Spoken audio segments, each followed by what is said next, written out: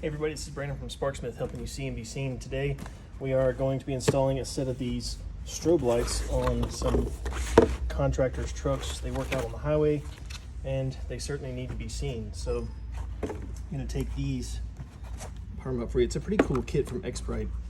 We've used their strobes before and I've always been pleased with them. But this set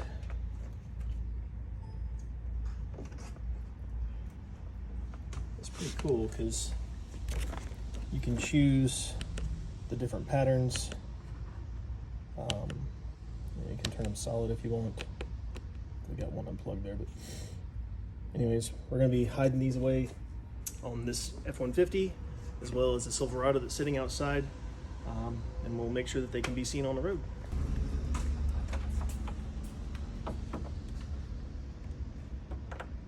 Getting the two strobes on the third brake light wrapped up. Got those wires run. I just have to run wires underneath the truck from back to front for the strobes at the taillights.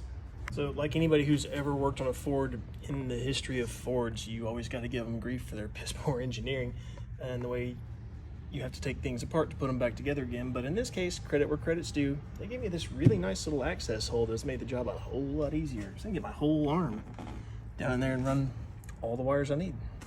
So when you're running these wires, it's important to use some plastic loom or something to protect the wires that you're running.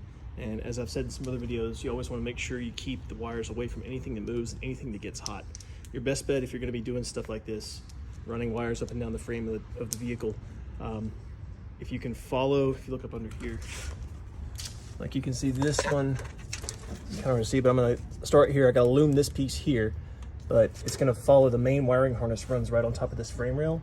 And so my wiring is going to follow the factory wiring because if it's good enough for them, it's good enough for me.